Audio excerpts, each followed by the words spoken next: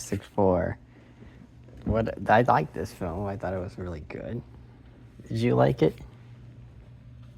I guess she liked it too. No, it's funny because the one scene where he's transmitting her language, right, and we see these TV screens all over. See how convenient that these things are all over the place, and they look out of place. They look odd. Ali plays television screens all throughout the city of New York. The setting's weird too. I mean, it says Earth 8 something in the very beginning, which makes me think it's a year, but the setting's like 1940s USA, like it's an old aesthetic, but then there's like future stuff inside there too. And then you got the robot helper guy, but I think you don't see any other robots around, so maybe they're the only ones that have it. And he's like a super smart professor type dude. I think they're all scientists, basically. They're all super smart scientist type people, and they mutated. They give us the breakdown how it happened, and they're all astronauts too. They're all astronauts, so that's a little cool. Which I'm guessing it's canon in the comic books, and that it's based off of. But the Galactus, that's his name, and he wants their baby. He makes a deal. He says, "Well, I want their kid. I want your kid, and I'll spare the Earth. I'll go to some other planet." But we find out that he doesn't pick the planet. She picks the planets for him. Like she said, I'm the scout for him. I scout planets. So why did she pick Earth to begin with? What was the whole point of picking Earth? And the Fantastic Four, unlike some other superhero movies, they are the only ones with superpowers, actually. They're the only ones that have superpowers. So these people, it's like anytime you have some sort of superpower group of people that, of course, they're like, the government says, like, oh, well, do they work for the government? I guess in some sense, or they work for the world. They have their own little government corporation thing, like a UN type thing. And so they become more than just a superhero in their own area. They're like global. Oh, wow, you heard that thunder? That's impressive right there.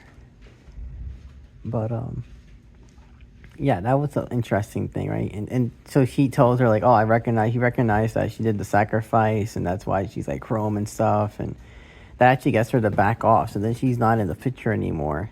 But then the Galactus guy, he's still around, and he said he's like 1,000,000 years old. So what's the reason that he wants to kill planets? We don't know.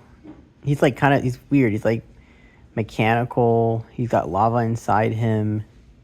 He's got like this X-ray supervision type scene stuff, and he even says, like, he gives us some insight into him, because he says, oh, I was tiny like you guys at one point in time. I was tiny too.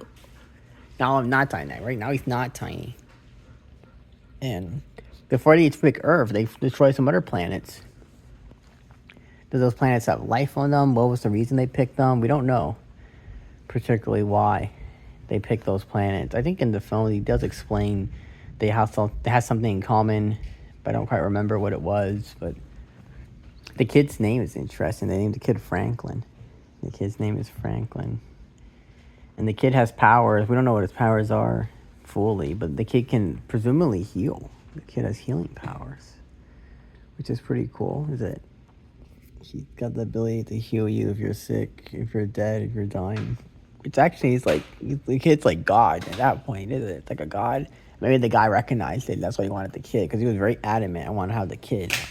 The kid's got to have so much powerful potential. I want the kid for myself, so he can continue doing bad stuff like destroying planets and whatnot.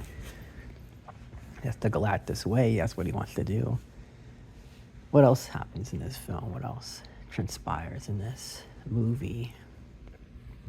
It was honorable that the uncle is going to sacrifice himself, her brother. And then the silver lady comes out of nowhere, knocks him out of the way, and she sacrifices herself. She goes and gets vanished into a corner of the universe that like he said, they won't be able to find the Earth for millions of years, theoretically. Which is like, everybody on Earth can be restful and sleep at ease, because we're going to be dead. Maybe the Earth is destroyed by those millions of years. So that's so long, it's hard to comprehend. But I guess presumably without the ship, he dies maybe, because he's got like lava inside him and stuff. And then but the Chrome lady, I guess she lives. She gets to live because if he encases you in this Chrome, whatever the hell, then you like you just don't die. Basically, is it? You don't even need oxygen anymore. Like the Fantastic Four, they need oxygen. They may be aliens, but they still need oxygen, don't they? They still need to breathe, don't they?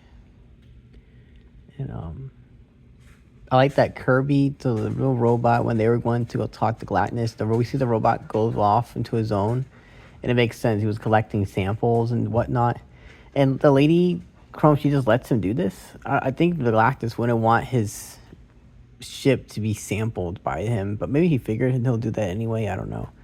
I also like that their ship has like this protective cage to go into hyperdrive. You can't just go into hyperdrive. You need like this cage contraption thing to do it. And when they're rushing to get away from her, they just haphazardly go inside the thing. I think it gets destroyed. Actually, they lose it, and they go. Well, you don't need to go to hyperdrive actually, because they go into hyperdrive anyway, because they lose the thing. Actually, I just remember that. And she can only make the ship go invisible. She can't make the cage thing go invisible. That was another cool thing that I thought was about it too. She can't make that go invisible. But that's impressive alone. And then, the uncle is gonna die, right? And then he doesn't. But then we're like, oh my god, did the wife die? But it's like, no way, she didn't die. And that's when they put the baby on her, and it takes a little while, but the baby does his thing. I was thinking maybe his tear gives her some life or something. That'd be too cliche, right? It's the baby. Maybe it's a combination of the tear and the baby cooling on her or something, and that comes back to life. Your eyes actually glow, so the kid's definitely. And then we get to see a cutscene with the kid. He's a little older. He's maybe like, how old is that kid? Like 3, 4? Oh, see, I couldn't guess. When I see a kid that's tiny, I'm like, I can't tell what age is that. Well, it said 4 years later. Oh, it said 4 years later, huh? Oh, so the kid was 4 years old. The kid's at 4. They're like, because, the kid's big enough. Like, he's still tiny. He's still like a kid. But it's not a toddler. Like, you probably, he can help you around the house. And I like that the kid's super smart, too. Because the kid was reading Charles Dickens. And Kirby and the mom's like, nah, we're going to do something more fun. Like, Charles Dickens is not exactly fun to read. This is more fun. The mom pulls out, like, a nice... It's a more age-appropriate story for the kid. But then she's being visited. The kid's being visited by some guy in a Doom mask, like a Star Wars kind of guy. So there's going to be a part 2 to this, and that's actually exciting. I guess we get to see like the kid blossom. I like that we open up with her being pregnant, and then when we get the dinner scene, they go to the dinner. She says, "Hey, you're late." Oh, okay. Like, you're late. You're never late to Sunday dinner. And then you're like, you're acting weird. You're doing that weird thing with your face. And he's like acting weird too. But the rock guy clocks it. He's like, you pregnant? And then like, yes, right. One thing that was funny to me is that when he's open and honest, I guess he's transparent. He tells the humans, the people, like, oh, hey, by the way, like Galactus, this is what the price he wanted. He wanted our kid in order to save the Earth. So obviously some people are going to be upset, and they'll say like, wow, so selfish. You should just sacrifice your kid so we can like all live. Because it's one life for the life of billions of people. So, I guess you can see where they're coming from. But like he said that, like, obviously I said no. It was too great a price. He wanted our kid. Obviously I said no. People start freaking out. It's like, the publicist. I like that they have a publicist, actually, and they were gone like a whole month. But when they get back to Earth, their publicist is right there. And then they also have these other people behind them. They look like they're significantly younger, like they're college age kids. But we never get any scenes with them. I was like, who are these entourage behind them? Are these also? They're like dressed kind of like in uniform, it seems. And so are they like their helper people? Because they have this large tower that they live in, like the center of the city, pretty much. But like their tower, I guess the top part is the living quarters, pretty much. That's the living quarters with the balcony inside and everything. But what about all the other layers in the building? There's got to be like a concierge. Maybe they lease out some of the space, maybe it's office space. Maybe they have a program. People that in the college system that can come and study there because he also teaches classes. We saw that he teaches classes to kids, and so they're not just superheroes. They also do like schoolwork and stuff, and they have their whole world organizations. Presumably, I guess that's in their building too. And then their building also has like this grounds, like this public park type thing in front of it. So there's got to be like groundskeepers. They have to have staff, is it? And then when they have their rocket, it says USA on it. So I'm guessing the U.S. government's like funding their rockets and stuff. Like, and they also have like their own rocket launch pad that's in the river at New York. So they're shooting like rockets from New York City, really crowded. So all this smoke and smog is flooding into the city when they're shooting their rockets. But they're doing that. So it kind of makes you think like, well, I wonder what's the whole thing with these, like, this, they had to have some sort of government money, right, or something. But they're known internationally around the world. I like the rock guy. He's from New York City, and he actually rocks like his own neighborhood and stuff. And I like that nobody messes with him. He's pretty popular. He actually doesn't get swarmed by paparazzi either. He can walk peacefully, and he buys groceries. Like, we see him with a bag of grocery, paper bags, so he buys groceries like everyone else. Like, he's still just a guy, right? And that's kind of nice about him. He's just a person. He's the only character we see actually walking outside in public. The only character we get scenes like that with, actually. And then he falls in love. Well, he's starting to fall in love. There's this lady with the red hair that she works in the school. I think she talked to him first. And they were talking, and basically she invited him to come back to the school or something. But I don't think, it's not like it's I guess it's a Jewish school. I'm not quite sure. Either that or that was a separate school, and she also volunteered in her local synagogue or something. And presumably they're like from the same neighborhood, I guess. They're from the same area of New York. And because she asked him, like, because she had an idea, like, oh, you're around these areas, right? She kind of told him, like, well, you're around here, right? I think you are. And he's like, yeah, actually. And he points to this top of the building. It's like the first apartment above the business. So he grew up like literally right there, like right where she's working, right across the street, right when this green bug is right there. I was like, oh yeah, I grew up right there. So that was kind of cool, is it? The guy, it's like really local, is it?